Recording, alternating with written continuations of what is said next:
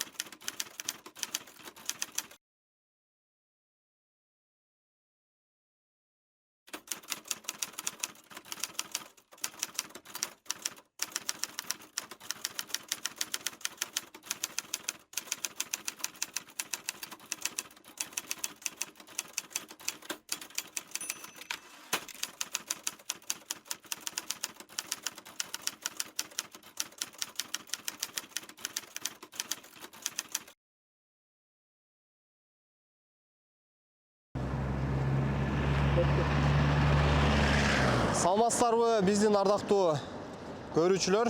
Аты жөнүм Абай Карабаев. Бүгүн биз сиздер менен Манас аэропортунун анча алыс эмес жерде жайгашкан Дача суу аймагында турабыз. Албетте ушул жердеги сиздерге санитардык абалды толук түрдө чагылдырып беребиз.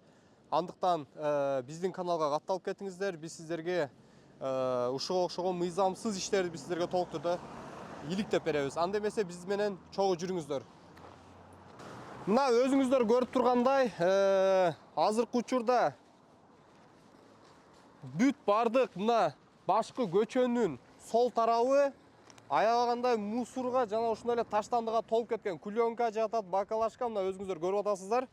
Андан сырткары биз азыр ал жактагы таштандыдан сырткары тилекке каршы Сокулук райондук администрация, мындайча айтканда, бул жакка эч кандай келип көзөмөл кылып рейд жүргүзбөгөнү, мындайча айтканда, айдан ачык көрүнүп турат.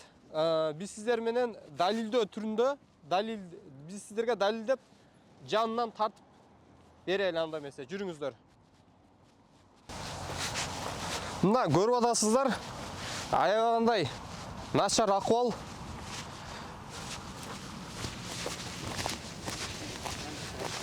Мына 10 метрден кийин эле таштандыны таштай беришкен. Тилекке каршы бул жакта иттин өлүгү жатат. Албетте бул башка иттер үчүн дагы аябай кооптуу, анткени ушудан улам жерге, мындайча айтканда, көмбөйт. Ошонун себебинен улам санитардык абал начар болгондугуна байланыштуу. Азыр иттер дагы кутуруп, жаш балдарды дагы тиштеп ала турган болсо, бул дагы жергиликтүү тургундар үчүн, жалпы шаар тургундары үчүн кооптуу жагдайды жаратышы толук ыктымал. Мына өзүңүздөр көрүп жатасыздар. Канчалык талаада таштанды турбасын мына кадрдан көрүп атасыздар.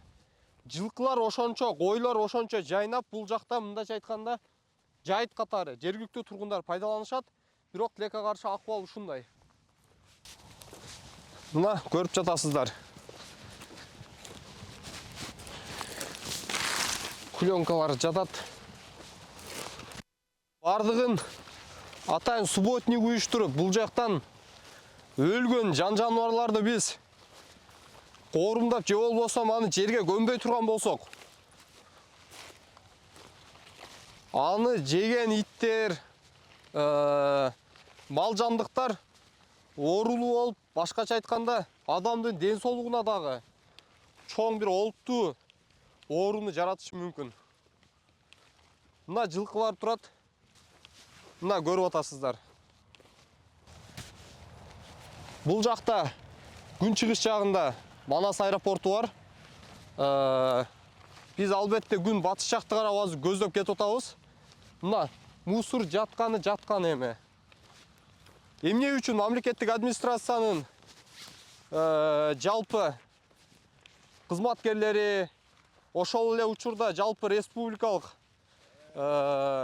сан эпидемиологиялык башкармалыктын кызматкерлери келип бул жака көзөмөл салбайт. Мына көрүп атасыздар. Ассаламу алейкум. Кандайсыздар? Атайын иликтөө болуп атты эле. Абай Карабаев, иликтөөчү журналист. Көрдүк санитардык акыбалды. Аябай начар. Иликтешибиз керек. Ооба. Бул боюнча эмне дейт элеңиз? Бул жерде сиз жергиликтүү тургунсузбу? Yok, buyakta yaşayız. Бул боюнча эмне дейсиз? Ошол беспорядок, мисал малды пакет бүт жеп атат, өлүп атат.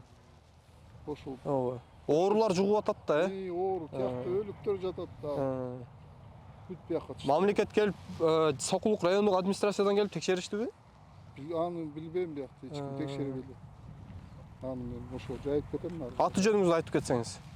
Кайрат. Кайрат, Бул жакта Дача суу айыл аймагынын тургунусуз, Мейлиңиз байке, рахмат. Мына койлору өзүңүздөр көп болдуңуздар азыркы учурда. Кайрат мырзанын койлору дагы бул жакта таштандылардан жеп, өлүп, ар кандай ооруларга чалдыгып жатканын тастыктап кетти. Бирок биз мындан ары Кыргызстаныбызды эгерде биз өзүбүздүн өлкөбүздү сүйө турган болсок, демек таштандыдан эң биринчи мезгилде өзүбүздү өзүбүз сыйлап, өзүбүздүн өлкөбүздү, андан сырткары мына жалпы жаратылышты сыйлашыбыз керек да. Ушунун себебинен мына кайра эле өзүбүздүн ден соолугубузга мындайча айтканда кооптуу жагдайды өзү көрсөтүп турат да. Абдан аянычтуу нерсе мына өзүңүздөр көрүп атасыздар.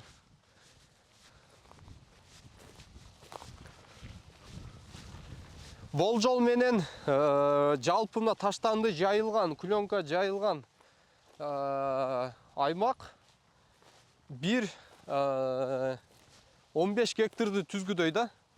Болжол менен 15 гектарды түзөт. Эмне үчүн дегенде, эми бул жакта ит бар, ар кандай жаныбарлар бар. Ошолор түнү келип дагы чачышы мүмкүн. Эмне үчүн? Бирок ушундай суроо туулат. Эмне үчүн мамлекет буга көзөмөлдөбөйт келип, бул боюнча атайын иш-чараларды жүргүзбөйт деген суроо туулат да. Же бул шаар сыртынан анча алыс эмес жерде жайгашкан, бирок эми Сокулуктун райондук администрациянын жайгашкан жерин салыштырып келсек, негизи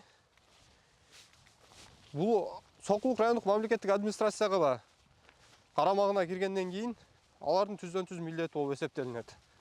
Эми канча алыс болбосун, канча жакын болбосун, демек алардын түздөн-түз мындайча айтканда иши болчу. Мына өзүңүздөр көрүп атасыздар. Абдан аянычтуу акыбал көрүп атасыздар. Мына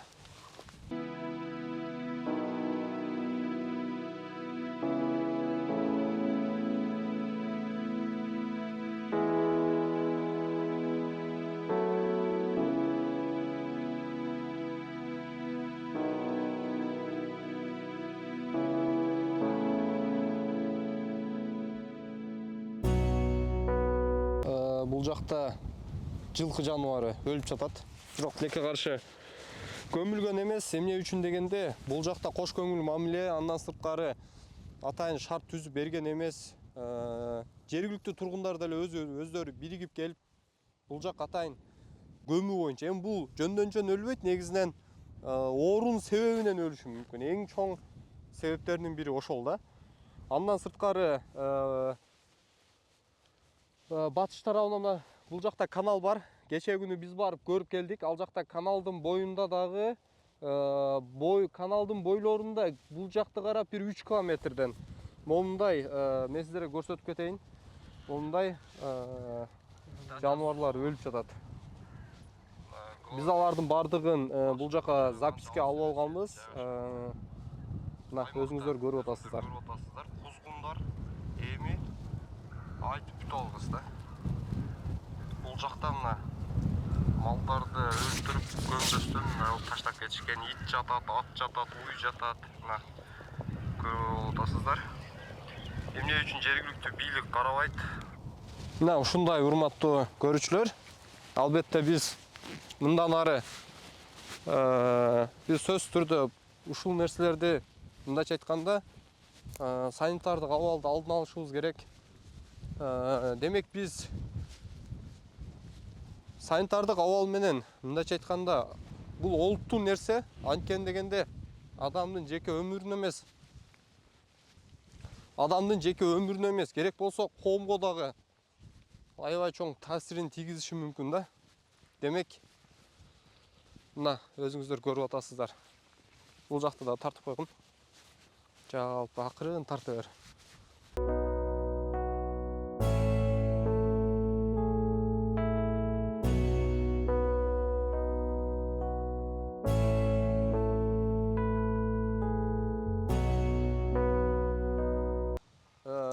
Атайын бул ишкананын мындайча айтканда же жалпы санитардык абалдын талаптарына жооп бербейт деген биз тыянакка келебиз албетте.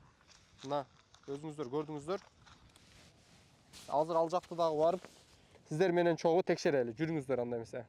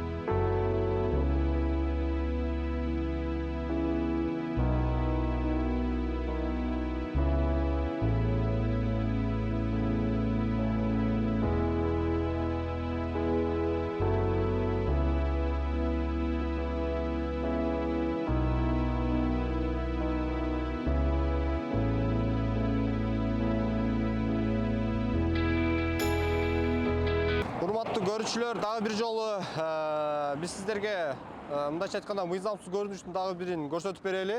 Бул жогорку чыңалуудагы токту өзүңүздөр көрүп атасыздар. Азыркы учурда кечээ күнү биз бул жактын айыл башчысы менен сүйлөшкөнүбүздө бул жогорку чыңалууда мындайча айтканда алыстыгы бир 30 метр болуш керек. Талап боюнча эгерде бул ток үзүлүп жерге түшө турган болсо, бул жактагы жашоочуларга дагы аябай мындайча айтканда өмүрүнө өтө чоң коркунуч келиши мүмкүн. Ошонун себебинен азыр мына өзүңүздөр көрүп турасыздар, үйлөр өтө жакын акыбалда жайгашкан, бирок мамлекет эмнегедир буга чара көрбөсүн. Андан сырткары ушул эле жогорку чыңалуунун астындагы үйлөргө мындайча айтканда документ, кызыл китеп берилгени айтылып жатат. Мына өзүңүздөр күбө болуп жатасыздар.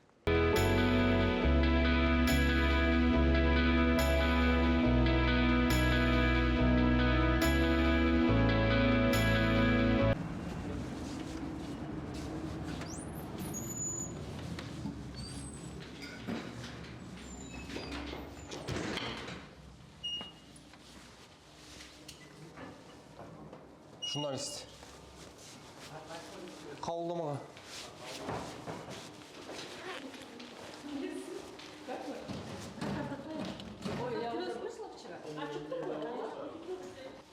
Жок, бул жакка эмес. Ачып берип койсуңарбы? А кимге?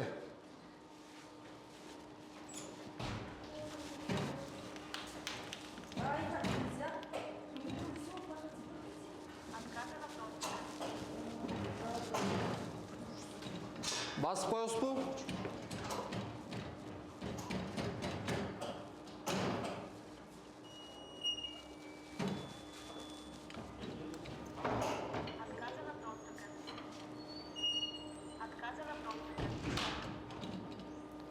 Ардактуу көрүүчүлөр, өзүңүздөр көрүп атасыздар, акимдин башкы кабылдамасына байланышып атат, бирок тилекке каршы азыр уруксат жок. Биз өзүнө кирип жолугушубуз керек да азыр. Ачык болсо. Мен сизге мыйзамды статьяны айтпай эле коеюн. Ачып коесузбу? Ким түшөт? Биз кабинетине кирип жеке суроолор бар. Прессанын кереги жок, бизге аким өзү керек. Түз суроолор бар, жеке суроолор. Ачып коесузбу?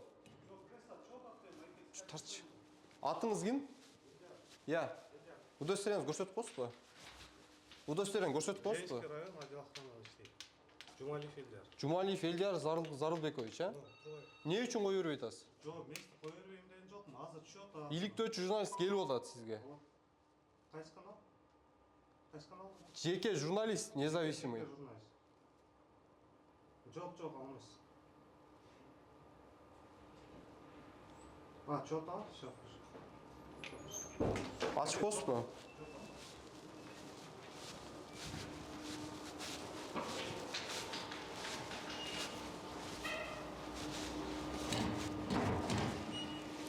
Ачасызбы?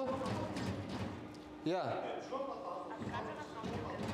Жок, прессанын кереги жок, бизге аким керек. Жок, кишилер болсо кирип күтөбүз да, ачпайсызбы?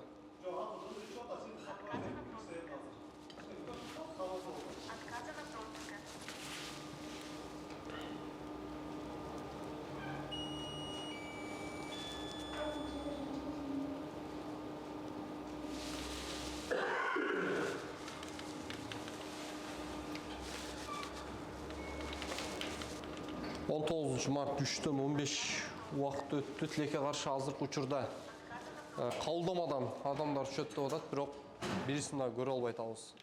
Албетте бул боюнча азыр кызмат ордунда акимдин Ленин району боюнча мамлекеттик администрациянын бул жакта башчысы азыр жумуш ордунда жок экен деген тыянакка келебиз. Албетте Дача суу айыл боюнча санитардык абал боюнча биз суроолорду берели дедик эле, бирок тилекке каршы ача албай атат. Албетте азыр дагы күтө туралы.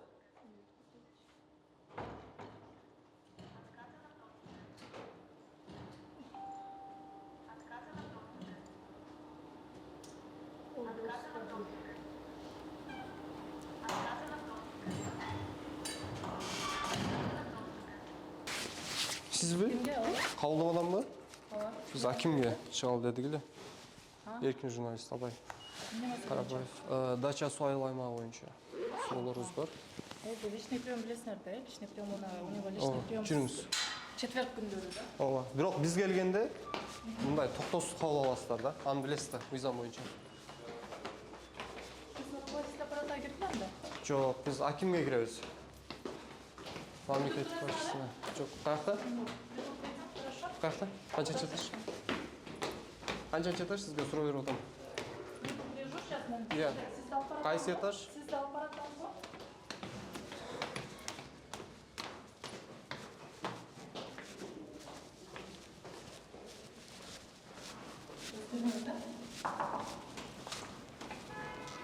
Жок, аким каякта? Бизге аким керек, аппарат башчысы кереги жок.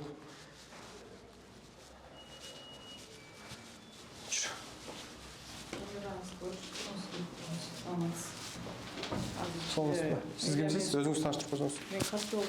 Ким? Катчысы. Аты жөнүңүз? Коюп туруңуз азыр мен кирип Аты чыгайын. жөнүңүздү айтып коюңузчу. Жороева Жазмир Алибаевна.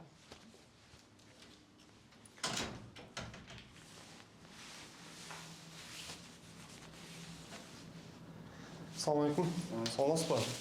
Атайын суроолор боюнча келдик эле байке. Сиз ким болосуз? Өзүңүз тааныштырып койсоңуз.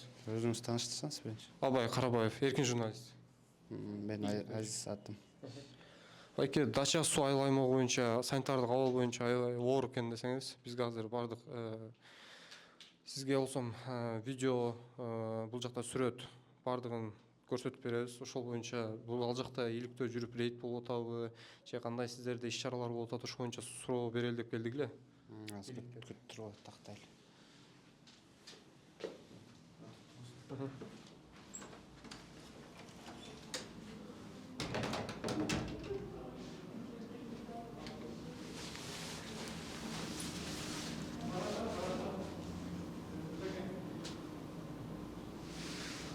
Мына өзүңүздөр көрүп турасыздар азыр Ленин райондук мамлекеттик администрациянын башчысы Шакеев Жыргалбек Тургунбековичтин кабылдамасына келдик албетте.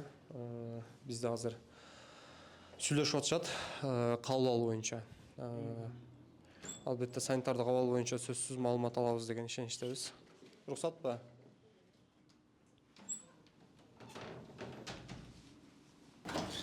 Биринчи этажда коомдук кабылдама түштүрүңүздөр. Акимге келдик эле да. Аким түшөт. Чотуруп коомдук кабылдама бар мыйзам боюнча.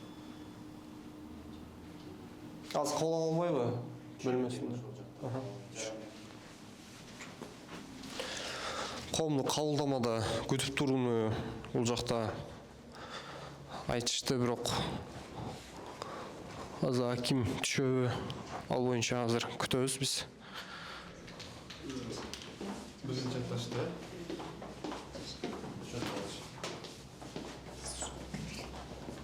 Bizi takarlar. Зат көрсөтүп койсоң коомдук кабылдама. Негизи эми иликтөө боюнча келип атабыз да. Кабыл алышы керек эле да. Ошол жерде бар кабыл алуу жарандарды атайын шарт. Стол бар. Ал жерде эми жарандарды кабыл алат да. Биз журналист болуп атабыз. Сиздерден келдик. Кыргыз Республикасынын жаранмы? Бирок иликтөө боюнча келип атабыз да. Бардыгына бирдей шарт. Иликтөөсүнө дагы Канча мүнөттө түшөт? жарандарга дагы түшөт азыр. Минутасын конкретно айта албайм, түшөт азыр. Түшүп туруңуздар. Не маселе алды? Атыңыз ким? Изат. Кызматыңыз? Бөлüm başçı. Бөлүм башчысы да. Эке, бул жактагы суроо негизги дача суу аймагы боюнча, айыл боюнча суроо берели дедик эле да. Ал жакта санитардык абал аябай аянычтуу болуп атат да. Ошол боюнча сиз маалыматыңыз барбы? Дача суунун санитардык абалы боюнча Ал жактагы жалпы ошол жаратылышка болгон, экологияга болгон жарандардын жалпы ошол аймактагы эмеси мамилеси боюнча. Аким качан түшөт? Аким.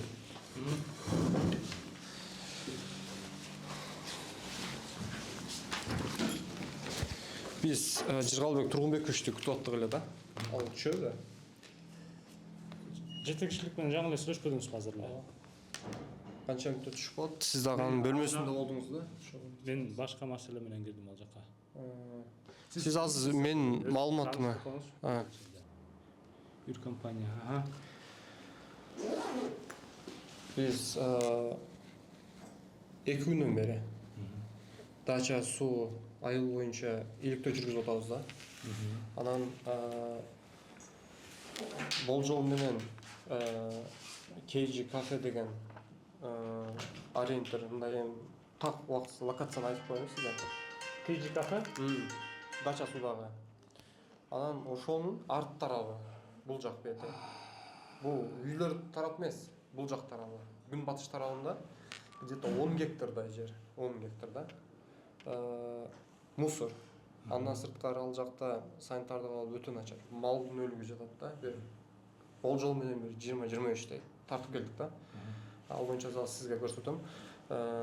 Ошол боюнча сиздердин мындайча айтканда карамаңыздарга тиешелүү да туурабы? Биздин аймагыбызда деп сурап атасызбы? Ооба, дача суу. Дача суу биздин аймагыбызда. Бирок сиз азыр айтып жаткан аймакты биз жерине барып текшерүү болуп атабы, ошол боюнча сурайлы дедик эле болгону байке. болот. Анан текшердиңиздерби, анан кандай иш-чаралар болот? Азыр сиз айтып аткан аймакты барып жеринен көрүп, анан аныктап биздин аймакка киреби, кирбейби? Манас аэропортуна жакын жерде жайгашкан дача суу болушуна турабыз.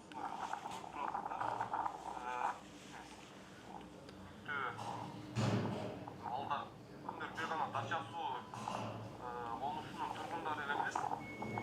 Менимче башка жакта дагы жашагандар да калды. Эмне үчүн мамлекет чара көрбөйт? Мамлекет жергиликтүү администрация бул боюнча атайын текшерип жүрүш керек, милдеттүү түрдө. Анткени бул жакта малдар бар. Мал бар, тала. Бул эсептелип, бул жактан көзүңөр көрүп атасыздар. Койлор жайын жүрөт.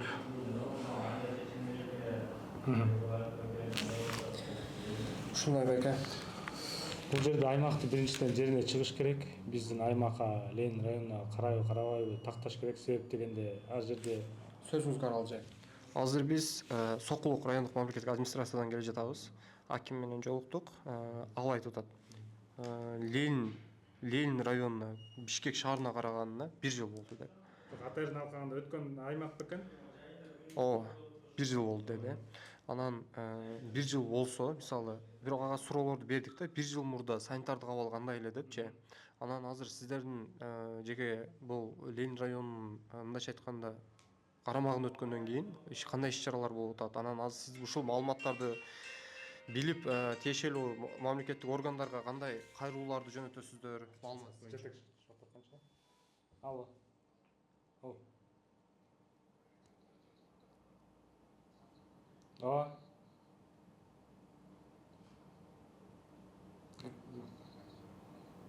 Жок, мындай эле санитарный зона эме экен. Элдер таштаган мусор боюнча экен.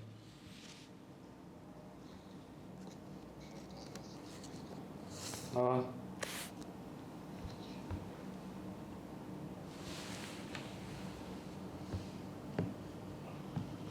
Tabii жок, кечиресиз. Не дедиңиз? Айта турган сурообузду дагы унуттуп калтырдыңыз. Негизи Мындай да, маселени анда мен өзүм айтып берейинчи, кандай ситуация болуп атат. жок, ооба, бирок 1 жылдан бери текшерүү боло элек болсо, сиз азыр өзүңүз тастыктап кеттиңиз. Анда кандай болуп калды? Мисалы, аны такташ керек деп атасыз да. Азыр кирбедиби же кирдиби? Аны да сиз так билбей атасыз. Эмнеге? Сиз так кайсыл жер экенин айтпай атпайсызбы? Дача Мен суунун жаңы жер деген жокмун байке. Жаңы жер деген дача суу, мисалы дача сууга жеткиче чейин район биздики ар кандай бөлүнүп калганда, например, анклав болуп ортодо Первомайский райондун аймагы бар. Андан жанында дагы Сокулук районунда өтпөй калган жерлер бар. Анан Ленин районунда анклав болуп кусок менен өткөн жерлер бар. Ошол себептен сиз так даана көрсөтүп берсеңиз, биз жерине чыгып адистерибиз менен айтабыз. Анда азыр барып келсек болобу сиздер менен чоң? Эми азыр бизде жумуштар Плановый барып. Не плановый баралы, бирок азыр эмес. Бизде бүгүн эми башка пландаган жумуштарыбыз бар да. Азыр убактыбыз жок, э? Азыр убактыбыз жок. Но жерине чыгып, текшерип, биздин эмес аймак экенин айтып берүүгө биз даярбыз ар дайым. Эгерде ал жерде кандайдыр бир санитардык абалга туура эмес келип атса, биз мына Бишкек шаарынын мэринин тескемесине, 50-чү тескемесине ылайык 2 айлык ишембилик жарыяланган. Биз ал жерге сөзсүз түрдө ишембилик өткөзөбүз, тазалайбыз. Андан кийин муниципалдык инспекция деген мекеме бар Бишкек шаарындачы. Алар ошол мусорду, эгер жарандар мусор таштап, кандайдыр бир ошондой көрүнүштөрдү жазып атышса, алар тиешелүү чара көрүшөт, протокол түзүшөт. Протоколду түзүп, айыппул салынат. Камера орнотуу боюнча кандай детилиңиз сиз? Камера ошол жерге орнотуубу? Аймакка. Конечно, макулбуз. Биз камера орнотуу мына Бишкек шаарында деле жанакы көп жерлерде азыркы учурда контейнерлик площадкалар алынып демонтаждалбадыбы? Жыл массивдердечи, подворовый обход болгон жерлерде. Анан элдер көнүп калган жерине тыштай беришет экен. Ошол аймактарга вице-мэр Рамис Гулаглановичтин деле эмелеринен көрүп жүрөсүздөр, камера орнотулуп, камеранын негизинде тыштаган жанакы жарандарга ошолорду жарандарды табып, тиешелүү чара көргөн фактылар да бар да бизде. Мен сизге эми айта кетейин. Жаңы жер айыл аймагы барго? Ошол менен дачасы бүткөндөн кийин жаңы жер башталат. Арка менен жаңы ошол дача суунун ортосунда канал бар. Ал жакта барып келсеңиз керексиз буга чейин. Барып жүрсөңүз онда билесиз. Каналга чейинки аймакты айтып атам. Түшүнүп атасызбы? Ал жерден жогорку чыңалуудагы ток кеткен. Жогорку чыңалуудагы. Анын астында 30 метр эмес, норма сакталган эмес да, үйлөр жайгашкан. Бирок аларга айыл башчысы кызыл китеп берилди деп атат. Бул боюнча кандай иш-чаралар болот? Кызыл китеп берилди дейт. Айыл башчы кимиси? Аны сизге мен маалымат катары берем, анан жазып. Ошол боюнча кандай детилиңиз сиз? Негизи берилиши мүмкүнбү? Высоковольканын өзүнүн охранный зонасы болот, определенный. ошондон ошого чейинки үйлөр салынып калса аларга берилбейт. Эгер Охранный зонада салынып калса. берилип, негизи бул мыйзамсыз деп эсептейсиз, Мыйзамсыз деп эсептейм. Охранный зонада салынып калган мыйзамсыз.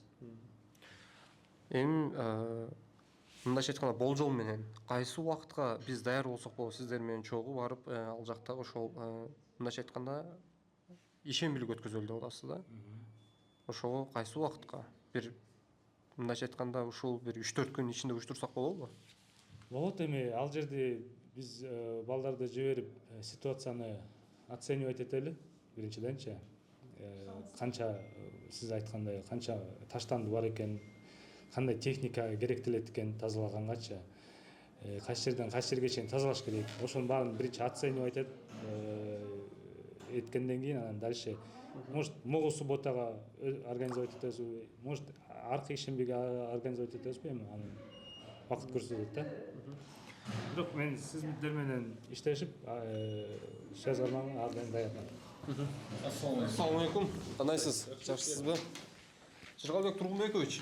Аябай бир маанилүү маселе боюнча келдик десеңиз. Эркин журналист Албай Карабаев. Кайсы канал? Биздики Эркин журналист YouTube каналыбыз да. Анан азыркы учурда мындай суроо туулуп атат да. Биз Дача суу айыл аймагына бийликтөө жүргүзүп атабыз 2 күндөн бери. Эми малдардын өлүгү, анан бир 10 гектар жерде аймагында бакалашка, анан желим баштыктар жайылып кеткен. Азыр биз Сокулук райондук администрациядан келатабыз. Ал жакта аким айтты, биздин аймакка кирбейт. Бир гана жаңы жер гана биздин аймакка кирген, калган дача суу бардыгы Бишкек шаарына өткөн деди. Ошонун себебинен келип атабыз. Аз сизге мына видеону көрсөтүп койсок, аябай мышыгыйлардык акыбал да. Эми ат өлүп жатат, уй өлүп жатат, ит өлүп жатат, көңүл бурган адам жок. Эми ал жактан эми жанагындай ал жактан эми кичине мал союучу да жай бар экен. Андан сырткары малдарды талаага таштап койгон, бирок ит жеп, мисалы кутуруп кете турган болсо, эми жергиликтүү тургундардын жаш балдарга аябай кооптуу жагдай жаратат да. Анан ошол боюнча азыр сизге мына видеону көрсөтүп койсок. Аэропортуна жакын жерде Булак болгон жактабы? Ошол жак. турабыз, өзүңүздөр көрүп турасыздар. Жолдун алынча алыс эмес жерде жайгашкан. Мына таштандыларды көрүп турасыздар. Албетте бул Сокулук администрациясына тиешелүү. Ошону кандай кылып сиздер менен чогуу ишембилик уюштуралы деп атабыз да, байке ошону кандай кылып колго алсак болот, ушул санитардык. Мен кыскача маалымат берип кетейин. Бул туура азыркы күндө бул аймактар Бишкек шаарына караган, анын ичинде ошо биздин Ленин районунун аймагында турат.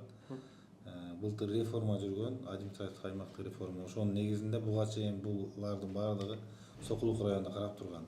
Анан былтыр сентябрь айынан баштап мыйзам күчүнө кирген. Ошонун негизинде Бишкек шаарынын аймагында. Таштанды маселеси чындыгында биздин ушу Бишкек шаарында дагы биринчи күн тартибинде турган маселе. Биз бул боюнча ушул санитарный полигондор боюнча, Бишкек санитардык полигону боюнча да мына көрүп атасыздар, көп жумуштар жүрүп атат. Азыркы күндө мен маалымат иретинде айтып коеюн, ошол Бишкек санитардык полигонунда жаңы мусорный завод курулуп атат. Быйыл жылдын аягында бүтүп пайдаланууга берилет деген үмүт бар. Курулуш темпи да жакшы жүрүп атат. Бул Кытай мамлекети менен биргелешип, ушу шаарыбыздын мэри Айбек Жумшалиевдин эмилгеси менен, ошо кишинин аракети менен күнүнө 1200 тонна мусорду зажигать эте турган завод курулуп атат. Ошо мусор зажигательный завод менен эле ошодон электр энергиясын өндүрөт да. Бул абдан мындай уникалдуу жакшы проект. Бул буюрса ишке аша турган нерсе. Бул биринчиси. Экинчиси мына ушул тазалык ишканасы бул Новопавловка айыл өкмөтүндө болгон. Кийин шаарга кошулгандан биз ал тазалык ишканасын сактап калганбыз, бирок алардын баягы лизингке кредитке алган техникалары бар экен. Алардын кредитин биз төлөп берип атабыз. Бишкек шаардык мэриясы бюджеттен. Мына бир 2 жума болду, жалган айтпасам. ошол дача суунун ал жерде 11 дача бар. 16 миңдей эл бар. Биз дача сууда бир 4-5 жолу болдук. Жителдер менен жолуктук, аймактын баарын кыдырып чыкканбыз. Азыр ушул Новополовкадагы тазалык ишканасына жаңы жетекчи дайындалган. Азыркы күндө ошол ар бир дачанын жителдери менен жолугуп сүйлөшүп, келишим түзүшүп, бир 2 жума болду, бир 7-8 рейс уже мусорду чыгарып башташты. Элдин мусорун. Ал эми бул жерлерди дагы биз жакынкы убактарда тазалап, аларды стихийный свалкаларды жоюшубуз керек. Бул биринчиси. Экинчиси мына Орок деген айыл өкмөт кошулган. Будан мурда Сокулук районуна карап турган. Бул Орок айыл өкмөтүн биз 2 февралдан баштап толугу менен тазалык ишканасына алдык. Азыркы күндө ал жакта Сарбан деген айыл бар болчу. Ошол жерде да ушундай картина бар болчу. Аны биз жаптык, мусорду рекультивация кылып, тазалап, мусорду жаап, толугу менен азыр Орок аймактык башкармалыгына чыккан ТБО бул Твердо бытовой отходдор. Булардын баардыгын биз Бишкек санитарный полигонуна ташып баштадык. Ошол сыяктуу эле азыр Бишкек шаардык мэриясынын өзүнүн программасы бар. Ошонун негизинде август-сентябрь айларында Сокулуктагы тазалык ишканасы дагы Бишкек тазалык ишканасына биригет. Бир мекеме тейлейт. Азыр баягы убактылуу баягы жагдайды жөнгө салып алганча ошондой кетип атканбыз. Бирок биз аны күтүп отурбастан, эгерде сиздерден да демилге болуп атса, биз аны сөзсүз колдойбуз. Чогуу чаран ал жакта 1-2 күн биз ошол Новополовкада техникаларды алып барып, МТУнун кызматкерлери менен, дачанын председателдери менен чогулуп, аны тазалап алганга биз сөзсүз кол кабыш кылабыз. Рахмат Жалалбек Тургунбекович. Өткөндө эле сүйлөшкөнбүз. Өткөндө эле бир 2 жума болду. Ошол тазалыктын жетекчиси менен Новополовканын жетекчиси менен сүйлөшкөнбүз. Ошол булак башталган маалда да бир сыйра кароо болгон. Ал жакта ошо көк бөрү тартылып аткан. Азыркы күндө мына көк бөрү токтоду. Баягы окуядан кийин, кечеги 12 марттагы окуядан кийин ал убактылуу токтоду. Эми ал жактарда дагы иштерди алып барабыз. Азыр мал жандыктардын жатканы боюнча сизге 1-2 сүрөттөрдү көрсөтө кетсем, ушул боюнча тиешелүү мамлекеттик органдарга сизден суранычта барып ушуну көзөмөлгө алып, Сөзсүз. мына жылкы өлүп жатат да. Анан ошондон бери 25 факт аныкталды да, биз тартып алдык. Баардыгы записьте бар. Анан ушул боюнча тиешелүү мамлекеттик органдарга тапшырма берип койсоңуз жакшы болот эле. Хорошо. Анан дагы бир жагдай болуп атат. Жогорку Чыңалууда ошол жаңы жер айыл аймагы менен бул жакта дача суунун ортосуна бөлүп турган каналдын жанында жогорку Чыңалууда кеткен линияда кызыл сызык болуп калабы. Кызыл сызыктын астында калктуу ал жакта жергиликтүү тургундар мындайча айтканда үй салып алыптыр да. Анан ошол боюнча кандай Бул территория кимге карайт экен бул территория? Кыргызстан территория. Ал Кыргызстандагы дача сууга бул боюнча мындай. кайра териштирүү жүргүзөсүздөрбү деп. Дача суу боюнча биз териштирүүлөр жүргүзгөнбүз. Мына жогорку кеңештен 3 окуудан өттү, мыйзам кабыл алынды. Эгерде урматтуу президентибиз кол койсо мыйзамга, анда дача макамдары жоюлат. Ошондон кийин гана ал жерлерге толук кандуу жер укуктук мамилелерин жөнгө салган документтер берилет. Азыркы күндө алардын колунда тех паспорттор бар. Ошонун негизинде каттоого отуруп, ошонун негизинде балдарын мектепке алып барып жашашып атат. Бул дача деген түшүнүк, бул убактылуу. Бул мурдагы ошол Бишкек Фрунзе шаарындагы завод, фабрикалардын ар кандай тармактардын өкүлдөрү үчүн бөлүнгөн жер болгон учурунда. Андан кийин баягы союз таркап, заводдор токтоп, сатылып, менчикке кетип башкагондон кийин дачада элдер туруктуу жашап калган да. Туруктуу жашап калган. Ал жакта биз билебиз, ошо 11 дача бар. Бир 16 миңдей эл бар ал жерде. Алардын маселесин ошо биргеликте мына ошол жерде активисттер менен, жогорку кеңештин депутаттары менен биз чогуу чаран ошо улам маселе коюп атып мына жетиштик. Ошо Аманкан Батырбекович Кенжебаевга да рахмат айтып коюш керек. Ошол жогорку кеңештеги агрардык комитеттин төрагасы, мурда Сокулук районунун акими болгон, ошол көйгөйдү билгендиктен ошол киши ушул маселени буюрса аягына чыгып баратат. Мыйзам күчүнө кирсе, калктуу конуш статусун алат, айыл статусун алат. ошондон кийин башка маселелер чечилет. Анан ишембиликти жакынкы күндөргө уюштурсак болобу сиздер менен чогуу? Биз азыр сиздин телефонуңузду алып калабыз. Сиз менен байланышта болобуз. Биз ал жактагы биздин дачанын представительдери менен Новопавловка аймактык башкармалыгынын жетекчилери менен сүйлөшүп, ЖКХ менен сүйлөшүп, техникалардын баардыгын дайындап, сөзсүз ишембилик кылабыз, чогуу кылабыз. Чоң рахмат. Эгерде ушул сиздерге окшоп демилге көтөрүп, кайдыгер болбой шаардын тазалыгы үчүн, коомдук жайлардын тазалыгы үчүн ким кызматташабыз, биз даярбыз. Биз бирге эле иштегенге макулбуз. Чоң рахмат Жыргалбек Тургунбекович. Ушул эле суроолор болчу, болгону мындай аябай аянычтуу мышыгыйлардык акыбал да ошол боюнча. 2 айлык жарыяланган, ошо 6 марттан 11 майга чейин 2 айлык жарыяланган шаардын мэринин атайын тескемеси чыккан. Ошонун негизинде биз ишембиликтерди уюштуруп атабыз. Эгер эме болсо, ушул ишембиликти биз дача сууда уюштурганга аракет кылалы. Мына 2-3 күндө дайынданып, чогуу ошол жерде иштин башында болуп, бир иш кылалы. Эми биз ар бир жаранга айтып атабыз. Бул шаар бизге керек, борбор бизге керек, борбор таза болуш керек, кайдыгер болбошубуз керек деп. Эми элибиз дагы акырында маданиятка көнүп баратат. Эгер сиздердин убактыңыздар болсо, биз суббота күнгө дайынданалы, анан чогуу чараны уюштуралы. Рахмат сизге чоң. Рахмат. Аябай жакшы маек болду. Мындан ары чогуу иштешип буюрса. Рахмат сизге чоң. Тазалык, көптөндүрүү, Болду. жашылдыруу десе биз сөзсүз Болду, буюрса. Рахмат сиздерге чоң. Рахмат. Номерибизди сизге, же номерибизди бага берип коесузбу? Кандай байланышсак болот? 707 05 02 00. Абай. Ушул ишемби күнү, ошондо. Мындай кылалы. Бизге маалымат бересиздер, алдын ала. Обследование алып, Ооба. техника канча техника, канча айлар. Ооба. Чыгарып бере аласыздар, жана айтып атпайсызбы, биз да көмөктөшөбүз депчи. Биз болсом сиздерге маалымат иретинде азыр тактап туруп маалымат беребиз. Анан чогуу барып буюрса ушул ишти колго алалы. Элиңиз.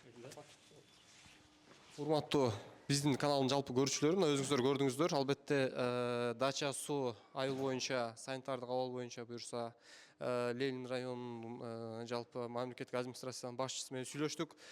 Бул боюнча буюрса ушул ишемби күнү буюрса атайын ишембилик уюштуруп, бул маселени чечүү жолун буюрса биз сөзсүз түрдө аныктап тактап чыгабыз. Анда эмесе бизден алыстабаңыздар, биздин каналга катталып кетиңиздер. Ар дайым эл үчүн кызмат кылалы. Рахмат чоң.